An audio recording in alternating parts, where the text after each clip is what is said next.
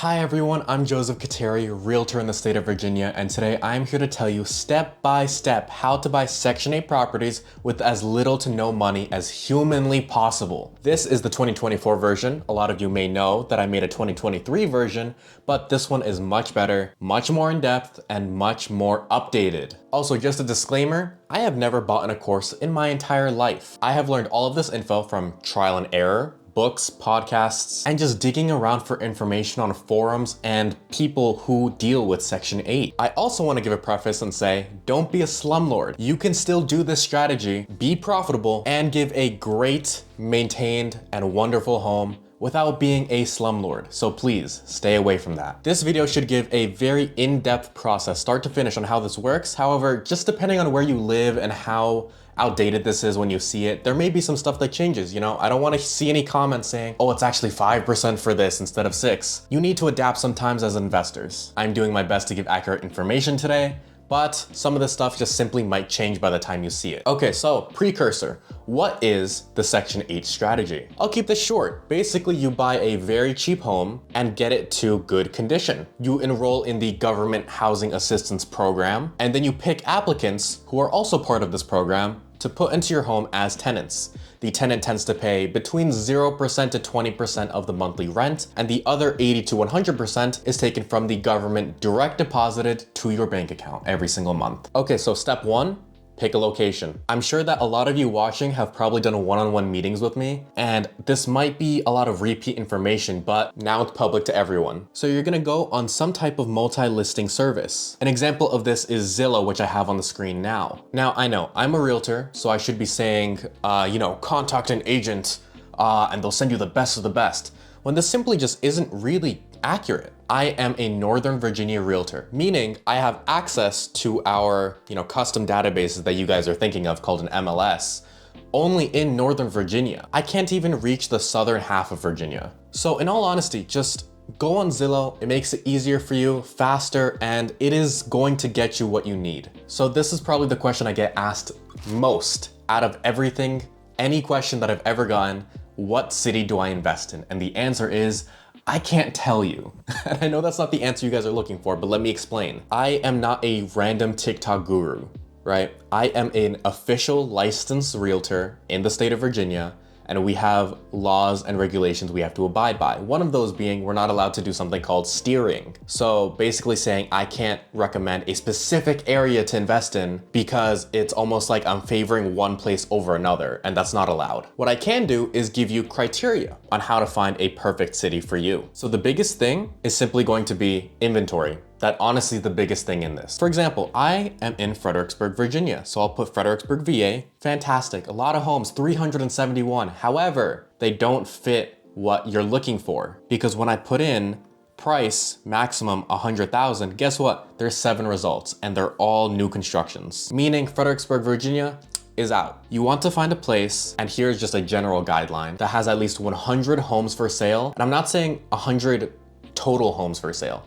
I'm saying 100 that you could close your eyes, pick one of them for this investment strategy, and it would work out. And I would say 50 if it's a smaller city or, even a town. And the reason I say this is because you don't want to be dogfighting. That is going to slow things down and put you over budget. You don't want to compete against 10 other people trying to buy the cheapest home on the market. You're also gonna have trouble when it's time to buy your 5th house, your 10th house, your 20th house. You're gonna have to change areas, new contractors, new realtors, new everything, and it's going to be a hassle. You have to pick a place that already has a large inventory of homes that you could buy personally today. If you're having trouble finding these cities, here are some tips. Don't go for A-tier cities. Don't go for those crazy high-end places that you hear of, all right? Because they're gonna be useless. In fact, I would say the entire states that those places are in, take them out. You go for B-tier cities. You go for C-tier cities. Cities that you have vaguely heard of. And honestly, you might not even know what state they're in, but you know they exist. Here's a random example. Let's just say Birmingham, Alabama. Come on. No offense to anyone that lives there and, maybe you're watching, but that's just an example. Let's go ahead and just see Birmingham, Alabama, right? Up to 100K. You see 305 results, that's a great thing. But you gotta make sure they fit your criteria. So the minimum I would say is 40,000 just to take out those empty lots. And then home type, make sure you only select homes and multifamily. And then beds, I like to go for 3+, but honestly, this is just up to you. At least 2 beds, let's say. there are 134 results. So that's a plus. Now you might be thinking, oh, I can't think of a city like this. This is too much. You know, I'm not as good geographically as you. Okay, well, this is what you do then. Most populated cities, Alabama. Just pick a state. There's 50 states and 4 or 5 of them are probably automatic X's like Florida. Like Florida, California, New York, those are probably automatically out, right? But that leaves like what, 45 states? You just Google a state, most populated cities, and then go on a random website and just go down the list. You see? Birmingham's number 2. I would have found that in 5 minutes if I didn't have this info beforehand. All right, so it looks like Birmingham's pretty good. However, there's still another test that you have to do. You have to look at the condition. So let's say this 60K 2-bedroom home. What is this? No pictures? Ooh, that's not good. All right, let's go to the next one. 73K. All right, how's this? You know what? This one, wow, they are literally in the pictures. That's okay. Not great condition. So this is definitely possible, but I would set aside, money for renovations. But that's not the point of this. The point was, look at the inventory, right? Make sure there's at least roughly 100 homes and that the HUD website, the government website, says they'll pay at least $1,200 for a 3-bedroom, or just whatever amount you need in order to get at least $400 net after your expenses. I'll show you that website later on during our calculations, but let me show you an example of a place that is bad. And I'm not saying this is a bad place to invest in, all right? I'm not steering here. Okay, I'm saying this is just going to be a tough place from experience. Akron, Ohio. I hear a lot of people that love this place, right? But the truth of the matter is, if you put in the criteria, there are only 44 results. And you still might think, wow, 44 is a lot. It isn't. When it's a city of this size, this is one of the most populated cities in Ohio, it does not mean much. Those 44 probably have 10 offers each. And I know that they have 10 offers each because I have realtors in Akron who are telling me, do not send any more people unless their budget's 150 or more. They're directly telling me that. So that's just an example, of course, right? Now, let's say your budget is, 150. Then yes, you have 116 and that works out great and your numbers will probably still work. I'm just saying, look at what your budget is, all right? If your budget's 150, Akron's a great place. If your budget's 100, Step 2, form an LLC. Now, this is technically optional, but I don't recommend you skip it. Now, I am not a CPA. All right, so take everything with a grain of salt. I'm just saying how this works from my experience, okay? If you want accurate info, contact an accountant. Okay, so you may be wondering, why do you need an LLC? Well, let me break it down for you in simple terms.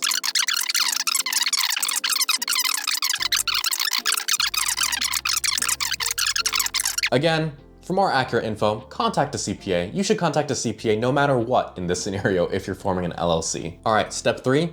Save money and secure financing. This is the part that I think pretty much everyone gets stuck on other than picking a city. And I don't even know why they get stuck on this because it is a very, very simple process. Now, I know I said the step is to save money and that is a contradiction to the title, but please stick around. The more money you save, the simpler this process gets. You can still do this with little to no money. It'll just take a lot more hoops to jump through. Now, let me give you an example of a very traditional Section 8 purchase that most of you will do. An 80K property. That'll be a 20% down payment. So a 20% down payment of 80K would be $16,000. The agent, I'd say around 400 just in random fees, but they don't charge you like the commission or anything. Inspections, I'd say about $1,000 between your inspections. You're probably going to need a home inspection that's like 500 and then appraisal, probably another 500. And then closing costs. So like $6,000 to $7,000. Typically they're flat fees when they go this low in price. In total, $23,400. That is pretty average, and in all honesty, that is what my first choice would be if you have the money. Now let's go over how you can get that cost to almost zero. We will be using something called an FHA loan, which means you'll be doing a super low 3.5% down payment. Now there are pros and cons to this, which I'll get into, but basically it's a lot less flexible, but you can get in with a super low amount of money. And on top of that, your agent can negotiate for you, and in some places get the seller to pay closing costs, or to even lump the closing costs with your loan itself. If you're worried about the renovations, you can look for something called a turnkey property, which basically means a property that is already renovated and ready to go. With all of these steps, will it make it more difficult to buy a property? Absolutely it will. All right, I'm not gonna sugarcoat this. Again, To make things easier, have more money. But if we factor in all the potential savings and budgeting, you can bring the cost of an $80K purchase price down to $4,200. Now, there are a few conditions if you want the ultra low 3.5%. First, you can't have purchased a home in the past 3 years. And the kicker, you have to live there for at least 1 year. Now, most people who do this strategy end up buying a duplex or a triplex and just living in one property and then renting out the rest. All right, now I actually have almost like a categorized flowchart type of thing of which loans you should go for depending on your personal information. So here they are. If you have over 700 credit, at least 25,000 in cash, don't have a bad debt to income, and have a steady income, you should go for a conventional 20% down payment loan. Meaning, you walk into any bank basically and ask for a home loan. If you go this route, all right, it'll give the absolute best interest rates you'll probably ever see for a home loan. The downside though, a lot more paperwork. You have to fill these requirements in. And also, you can't just usually go to a random bank, or even you can't even go to your personal bank a lot of the time because they will have loan limits. They will say, if you don't at least borrow 100 grand, we're not giving you a penny, you don't qualify. So what you do in this scenario, you remember how the previous step was picking a city? Well, guess what we're gonna do? We're gonna literally Google Birmingham local lender. And would you look at that? Just with a simple Google search, we found so many banks that probably will work well. What you can also do is literally Google Maps, and ta-da! There are a ton of local lenders in Birmingham. I think throughout this, you'll realize most of your problems can be solved with a Google search. And that's not being insulting, it's just a lot of this info is more public than you realize. By the way, if you go with the conventional route, they actually max you out after a certain amount of loans. Some banks will stop you at 5 loans, some will stop you at 10, but it is only intended to be used for your first few properties. All right, here's the next criteria. If you have over 620 credit, 25K in cash again, 6 months of cash reserves, and are okay with a higher interest rate, then you go for a DSCR 20% down payment loan. You may be asking, oh, why don't you just go for the conventional loan you mentioned first? Well, for this one, I think you might have realized, I did not mention that you had to have a steady income. For a DSCR loan, they don't check your income at all. They don't check income, they don't check tax returns, they don't check your pay stubs, none of that. What they check is the property you're going to buy give a positive return? And if so, then they approve you. The other plus side is they will allow you to close under an LLC, whereas the previous loan option, the conventional 20%, typically you have to buy it in your personal name and then transfer it after the title seasoning period is over. So make sure you ask about that. So that just means the home will have to be in your personal name for a few months or maybe a year before you can transfer if you go conventional. Whereas DSCR, you can immediately buy under LLC. And I actually have DSCR lenders that I personally use and recommend in pretty much all of the 50 states. So if you're going DSCR, contact me for them. All right, if you have above a 580 score, but pretty much no cash, you haven't bought a house in 3 years, and you're okay with living in one of the units for at least 1 year, and you have a steady income, you can qualify for the FHA 3.5% loan on single families, or the FHA 5% down payment on multifamilies. And finally, if you have above a 620 credit, a large amount of cash, a high risk tolerance, and have done rehabs before, and you're okay with it basically becoming a job, what you can do is private money loans into a refinance loan. This is also called the BRRRR strategy or the BRRRR strategy. There are more creative ways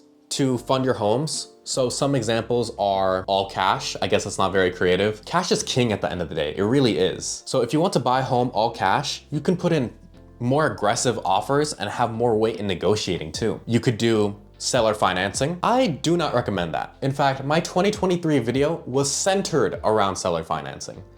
I just don't recommend this anymore because it is simply too difficult to find a seller that both wants to A, accept seller financing instead of a lump sum, and B, is willing to work on your terms, which are probably a 30-year fixed loan. Most realtors also don't want to work with seller financing, so it would be pretty hard to find representation.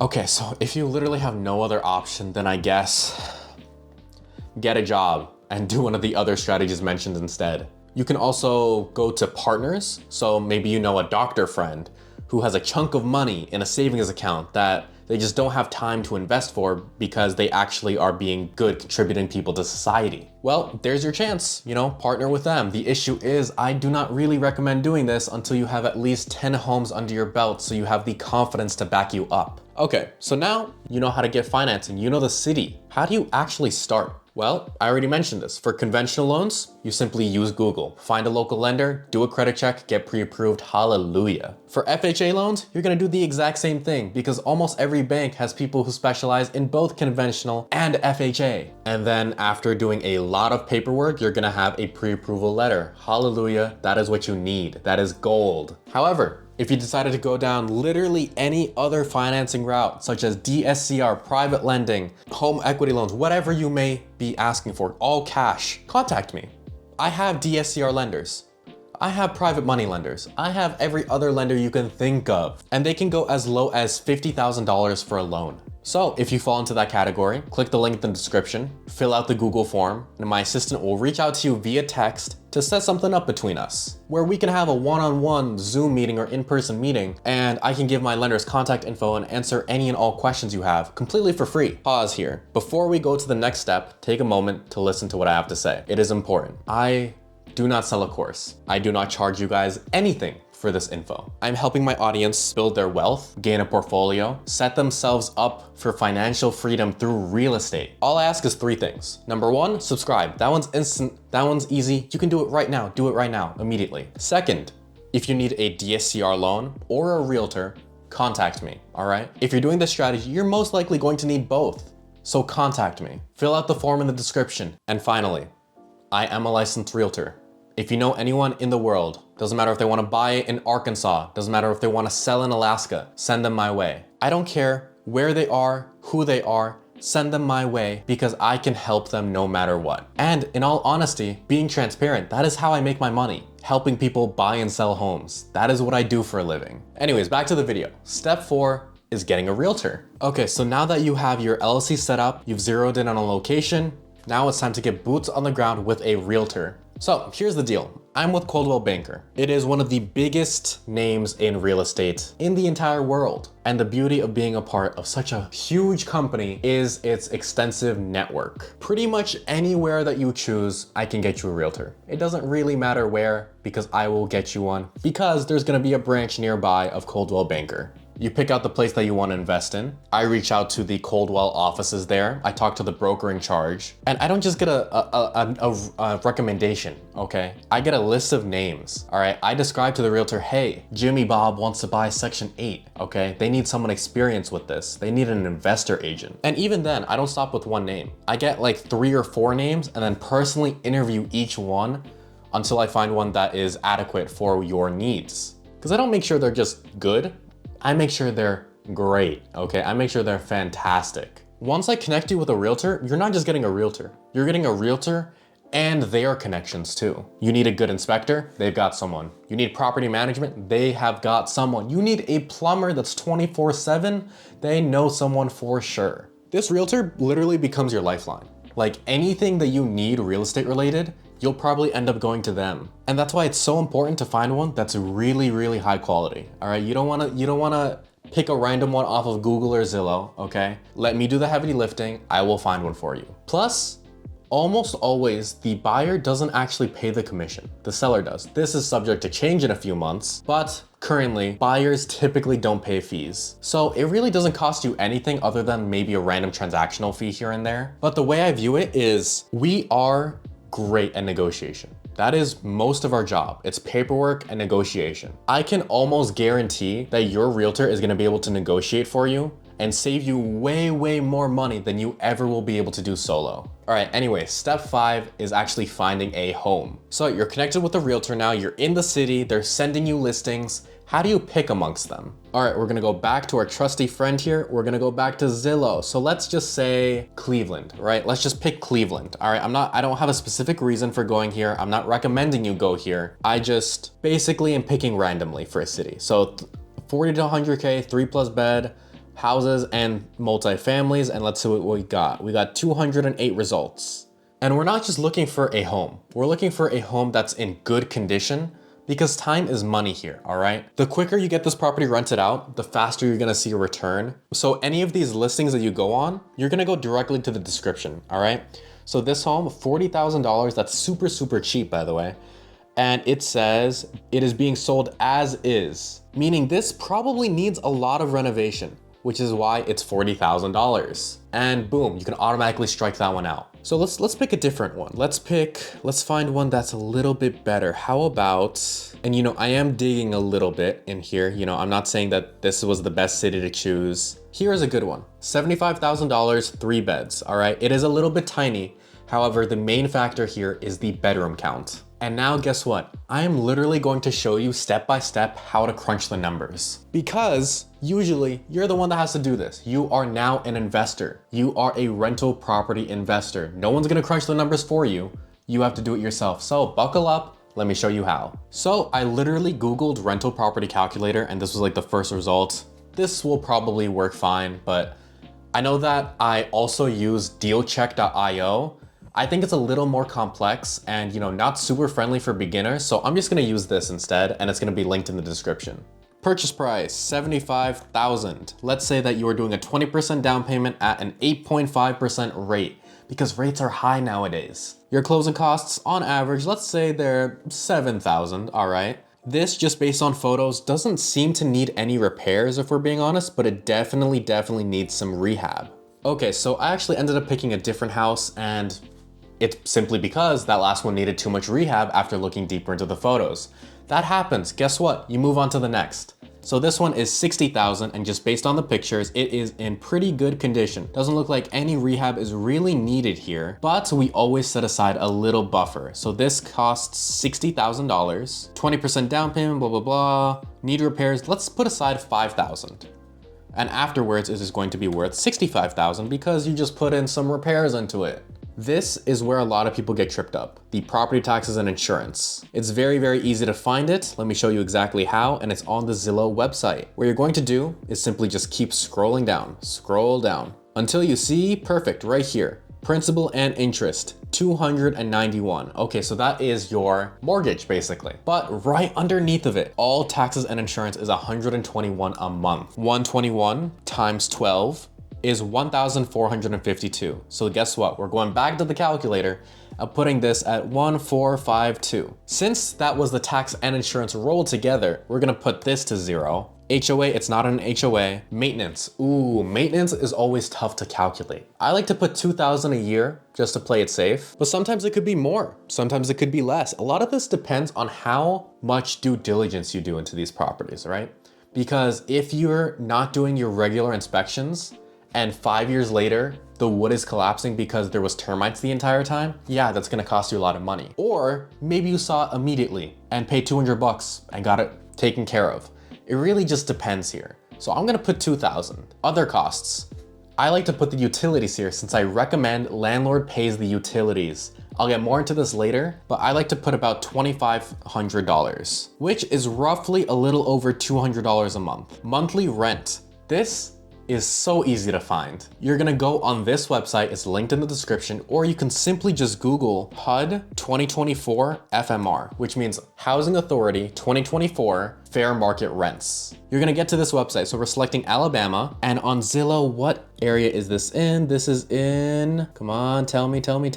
Right there, Ohio, Cuyahoga County. So we're gonna, sorry, not select Alabama, whoops. We're gonna go ahead and select Ohio, Cuyahoga. And remember I said for a 3-bed, it should be at least 1,200 or, you know, more or less depending on your bedroom count, as long as it works with your numbers. A 3-bed is 1,434. So 1,434, vacancy of 5%, that's pretty normal. Management fee is almost always 10%. We don't know the sell price, so we'll just select no and calculate. Okay, guess what? This was very, very close to being a fantastic property, except for one tiny little thing. I like to have 2 requirements for a home to pass my kind of like inner test. So the first is the return being at least 20%. Guess what? 23, that passed that test. The other part though, is I like to have the net be at least 400. Now in this scenario, I might allow an exception of 3 simply because, you know, the interest rates nowadays are a little bit high. You know, 8.5 is slightly on the higher end. You know, I've I think the last deal that I did was 9.3. If the numbers work, the numbers work, okay? I like to aim for 400, so maybe I'll do a little bit more digging to find one, or maybe during negotiations, I'll try to get the home price lowered, something like that, right? But I wouldn't count this one out. I would just be a little bit wary of this one. And you know, if at the end of the day, the numbers don't work out, don't sweat it, move on to the next one. Step 6, making an offer. You've now done the legwork, okay? You've scoured Zillow with the precision of a hawk, and you found the property that you want. You told your realtor, and now it is time to make an offer. And I cannot stress this enough. Making an offer is an art, it's a science, right? And it's where your realtor that I send you to becomes your best ally, because they are going to be familiar with the area. They're gonna know the nuances of the neighborhood. They're gonna know how hot or not the market is. So when it's time to choose the terms, your realtor is going to be liquid gold in this. So depending on where your property is located, you know, the strategy can vary heavily, all right? For example, in Cleveland that I just showed you, okay? It is super hot market there, super seller's market, to the point where homes are flying off the shelves. Pretty much every single scenario, homes are selling for full price or even above asking price. Yes, it sounds intense, but remember, you're playing to win here, okay? So they have a good inventory, but also if you're not comfortable with that, simply choose a different area. On the flip side, if you're eyeing a property in a very non-competitive market right now, it's a buyer's market, you have a little bit room to, you know, flex a little bit, right?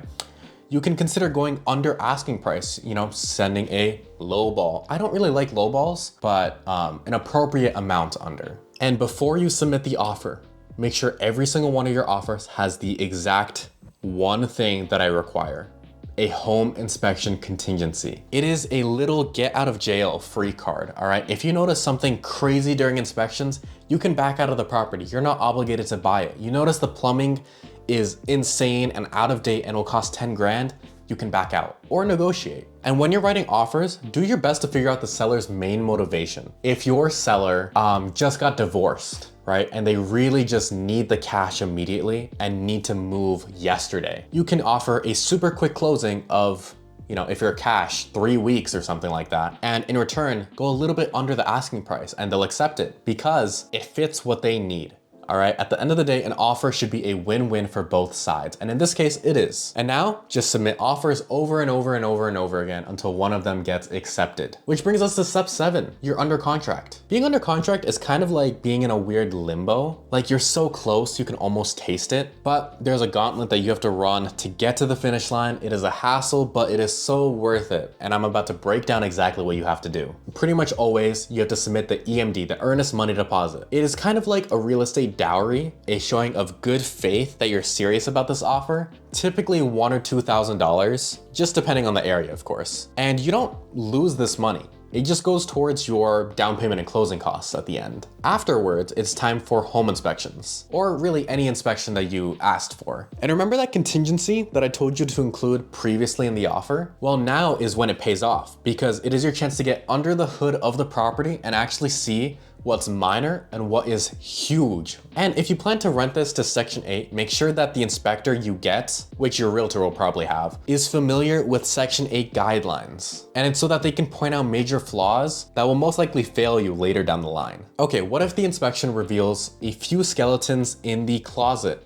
Well, guess what? Now you can negotiate. Maybe you saw the HVAC is on its very last legs. It's time to go back to the seller and talk business. Well, through your realtor. Maybe since, you know, the HVAC is awful, basically, and it'll estimated cost $8,000 to $10,000 to repair or replace, your seller can knock the price down because they recognize, hey, no buyer is gonna overlook this. Every single buyer going forward is going to see the exact same thing during an inspection, so I may as well work with this current person to try to get this deal closed. It's all about finding that sweet spot where both sides seem like they won. After you're doing your negotiations, right, and you're confident that this home will end up closing, it is time to get your ducks in a row and get contractors out to the property. And this is so that you can hit the ground running.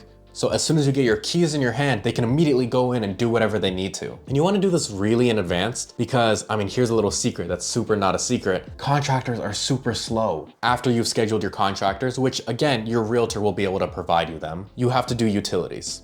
Now, you need to transfer water, electricity, gas, and usually other services like trash into your name. And this is done before the closing. Now, I recommend, and I know this is very controversial, for the landlord to pay the utilities and keep it in their name. If there's a missed payment from the tenant, there is not a lien on your property. And at the end of the lease term, or let's say you're going through a messy eviction, you can just turn off the utilities instead of them basically being permanently on. This is to avoid squatters. And finally, if you're not managing the property yourself, which if you don't live there, it is legally required you get someone to manage, you will have to hire property management. Now, these are the folks that'll deal with like the midnight plumbing scenarios and the tenant lockouts. And it's basically everything so you don't have to worry about this property. Now, you absolutely have to choose a very good property management company to go with because it is like the make or break here. Thankfully though, your realtor will be able to provide a list of recommendations for property management. And that's why I love getting a realtor in whatever place you choose, all right? Because if you're a buyer, it typically doesn't cost you anything. Then they can negotiate for you and they're gonna have every contractor in the books. And finally, wire the money, attend closing, get those keys.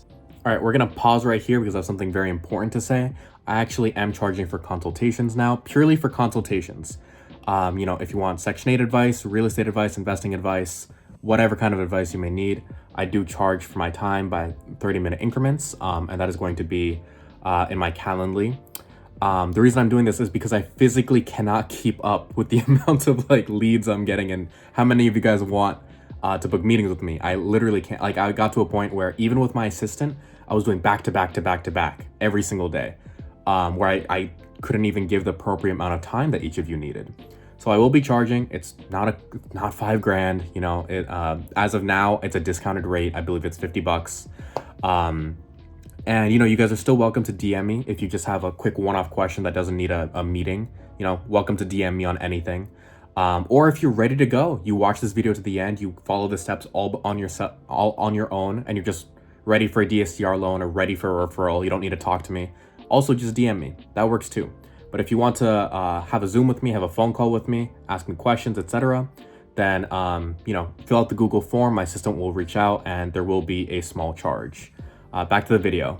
Step 8, rehabbing. So for those of you dipping your toes into investing for the first time, here's a word of advice. Go for the turnkey properties. Go for the properties that pretty much don't need any work, or maybe if they do need work, it's cosmetic, such as painting. Because if you go for a fairly big project right off the bat, there's a very high likelihood something goes wrong, or you go over budget, and either way, there's a sour taste in your mouth about this whole strategy. When you're getting contractors out there, you want to get 2 or 3 of every type of contractor. So for example, your roof needs repairs, you're gonna call 2 to 3 roofers to come out and give you estimates. You go for the contractor that does reliable work within your budgets and will fit your time frame. That is who you go for. I also don't recommend getting a handyman to just go and fix everything for you. I don't go to a dentist to file my taxes. For plumbing, you get a plumber. For electricity, you get an electrician. Don't get a handyman to just do everything. Maybe the cosmetic stuff is fine, but nothing past that. And make sure that you keep a very tight budget of everything because that is your best friend. And only rehab what is absolutely necessary to pass your Section 8 inspections. They're not looking for the Taj Mahal. They're looking for a safe, functional, and habitable environment. Now let's talk about trimming the fat while we're at it, all right? So amenities, while they're nice, they are just headaches in disguise. So like screen doors, ceiling fans, those aren't required to pass the Section 8 inspection, so why are you including them? Like, yes, they are good amenities, but when they break, you will have to replace it. So instead, just remove them right off the start. They are not required to pass the inspection, and most of the time, these tenants aren't looking for those as the make or break factors. You know what they are looking for? Favorable rents. Don't be a slumlord with a rent. Do your maintenance on time. That's what they're looking for. Plus, the stuff that you do end up keeping, so for example, the stove, make them high quality, make them last, get stainless steel. Carpet, don't keep that fringy old carpet. Just get rid of the carpet completely if there's hardwood underneath. Redo the hardwood flooring instead. You're gonna also wanna get energy saving and water saving fixtures everywhere. Get those energy saving LED light bulbs, all right? Get those low flow toilets. Get those energy efficient water efficient shower heads. They're good for the planet and good for your calculations and bottom line. Plus, remember, you're paying the utility bill in this. You want to keep that sucker as low as humanly possible. With Section 8 tenants, quality over quantity will win every single time. Okay, step 9 is finding the tenants. All right, so here is basically the gist of it. If you try to do this solo and find tenants on your own, that is fine, okay? But you're probably doing it to save money at the end of the day, right? And let's crunch the numbers. If you don't live nearby and you need to pay someone to show the property every single time you have a potential tenant, then those costs will start to snowball. Okay, at the end of the day, you're probably gonna spend more than what it would have costed to just get a professional to handle things. This is why I lean so heavily on property management just doing this for you. So typically they'll charge 1 month of rent. So instead of the tenant's first monthly rent going to you, it'll go to the property management. And yes, this does seem like a chunk of change. However, in return, it's basically completely passive for you. Your job is to choose the best tenant from the list of applicants. And this is the part that I think you should actually focus on. Now, when it comes to selecting the right tenant, remember, this isn't traditional renting. Okay, with Section 8, the usual metrics like credit scores and income weigh a lot less. In all actuality, I have very rarely seen a Section 8 tenant with like stellar credit. And also, having an income might not be a good thing here because a lower income doesn't really spell trouble. It just means that the government is gonna pay a higher chunk of the rent, which if you think about it, that's a good thing for you. All right, but don't throw due diligence out the window, okay? You need to contact the previous landlords. They can really tell you, they literally have experience as to what this applicant is like. Are they tidy? Are they quiet? Do they have parties every single night? And one of the most important, do they pay their portion of rent on time? And do not call the references that the tenant writes down on the application because 9 times out of 10, it's their friend pretending to be their employer, pretending to be their landlord. And guess what? I do this too for jobs. Instead, what you should do is their current address is going to be listed on the application. Do a reverse address search on Google. Find their current landlord, call them up, and if they currently have a property manager taking care of their property, guess what? You don't even have to do what I just told you. You can just call the property management and ask, hey there, I'm a potential landlord, all right, because property managers are usually a lot more honest. And they will simply say, this person has had X amount of late payments. This person has paid rent on time this many times. And also don't skip the criminal background check. Your property manager will always do one regardless, but you're gonna wanna definitely look at it because safety and reliability are key here. That is what you're looking for. You're looking for someone who won't turn it into a drug den and also will just pay on time every single month. And for those of you wondering, are Section 8 tenants worse than regular tenants? The answer is no. You're misinformed and biased. At the end of the day, there are good Section 8 tenants and bad ones. For regular rentals, there are good regular tenants and bad ones. I have clients that have had 2 evictions in the past year for the same address, same property here in Fredericksburg. And it is a regular rental at a decently high price. You imagine these should be quality tenants. But guess what? It all depends person to person, okay? That's really all it is. I have had clients who have had Section 8 tenants who have been there 10 years and they legitimately have never even heard from them a single time. And also, if the Section 8 tenant ends up breaking a part of their lease throughout this, such as excessive noise, you can call the local housing authority and file a complaint. What will happen is the housing authority will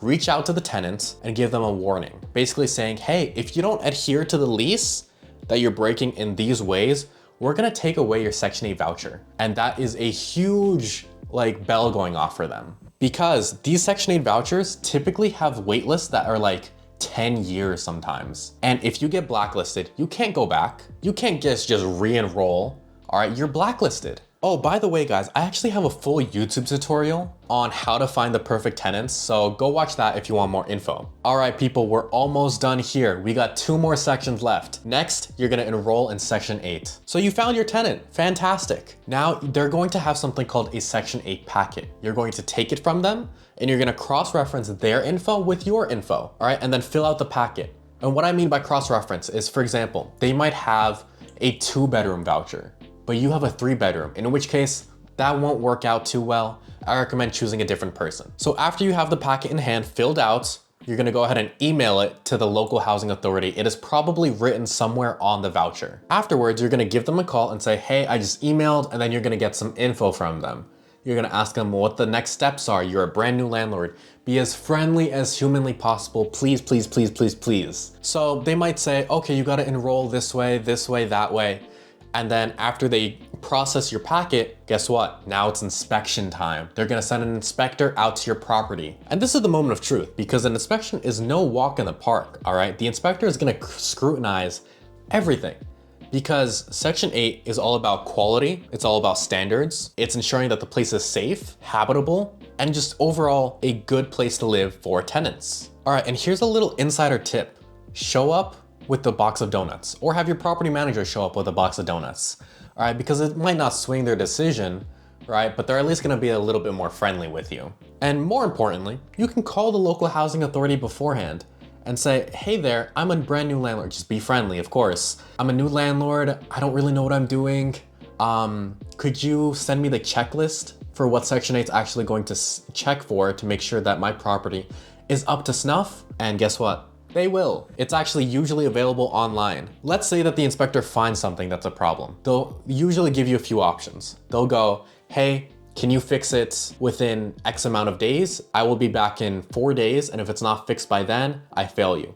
Or they'll go, if it's something major, right? They'll ask you to reapply. So let's say the HVAC is just like not even working at all. They'll ask you to reapply once it's fixed. Or if it's something very minor, like the wrong outlets, they'll ask you to take a picture and send it to them so they can approve it manually online. So once you've filled out the paperwork and you passed your inspection, congratulations, you are now in the Section 8 program. And guess what? Every single year, they're gonna do another inspection. So prepare for that. But now it's time to write the lease. So again, your property manager should be able to pretty much handle this completely. But one big thing that I recommend you do is to include no smoking indoors. And then also, a lot of people have a clause stating that if their tenant goes over X dollars per month on their utility bill, then they have to pay the difference. So here's an example. And this is purely to avoid huge bills out of nowhere, right?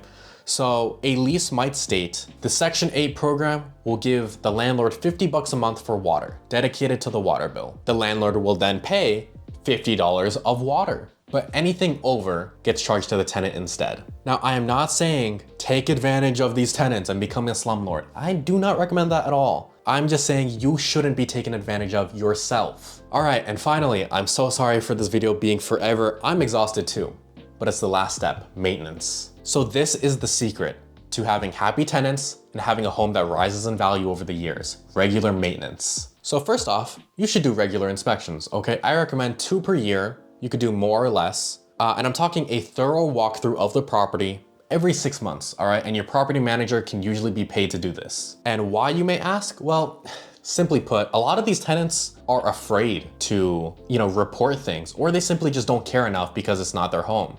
I'm not judging them, but it happens. So catching a leaky faucet or a crack in the foundation early on can save you so much money in the long run. And here's a pro tip. One of those inspections should be a few weeks before the official Section 8 inspection. And it's kind of as a dry run to make sure that you checked everything and you will definitely pass that inspection when the official big bad inspector comes. So you shouldn't just fix things. You should do regular maintenance in order to prevent future things to happen. So for example, don't start doing roof repair once there's a huge hole in your roof. Every, 6 to 7 years or 5 years or whatever, get a roofer up there and just do some maintenance such as recaulking everything, fixing a broken shingle here and there. It is going to extend the life of your roof. The same applies to every other aspect of your home. And of course, if you have a good property manager, which you should at this point because of your realtor, they are going to be on dial 24/7 for emergencies, and they're going to have also their own list of contractors that they personally use. A lot of the times they'll just have a handyman,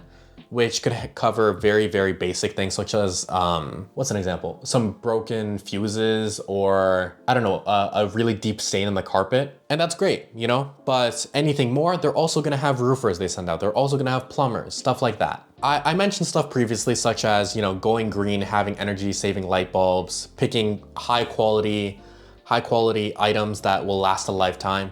But a well-maintained property isn't more than just like a legal requirement, but it is an investment. This is all an investment, okay? If you don't treat your investment well, guess what? It's not gonna make you money long term. Yes, this is more focused on cash flow because maybe you're buying in worse neighborhoods. You still don't wanna lose money and have your house devalue. Okay, this was a long video, all right?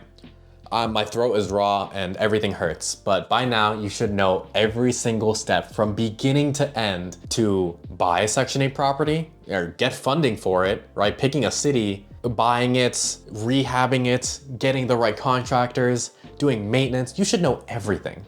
And again, I provided all of this info for free. And guess what? If you want more info, you can just schedule a meeting with me down below. You can have my assistant text you and set up a Zoom between us. All I ask for is 3 things. You subscribe because I'm trying to get to 3,000 subscribers by the end of the year. If you want any type of loan that isn't like a regular conventional, so you want a DSCR, hard money, something like that, again, contact me, all right? DM me on Instagram, LinkedIn, Facebook, whatever, okay? Or again, click the link in the description, have my assistant reach out, fill out that Google form, and just ask me. Ask me for these lenders and everything. And the third thing I ask for, when you're pre-approved, when you have your funding, contact me so I can get you a realtor, okay? Because once again, all I really make money throughout this is through getting a referral through a realtor, okay? Pretty much nothing else will give me money. I wanna make life easier for you, I wanna make life easier for me. I don't want you going to a random lender. I want you going to one of my guys since I know they're reliable, all right? So any lender, any realtor, send them my way. You know anyone that wants to buy or sell a house, send them my way. Someone in Alaska wants to sell their cabin, send them my way, all right? Someone in California wants to buy a McMansion, send them my way, okay? I don't care the price, I don't care the location. I should make it a saying, send them my way. Anyways, that is everything. I've yapped a lot today. Whew. As always, I'm Joseph Khateri, Realtor in the state of Virginia. Have a great day.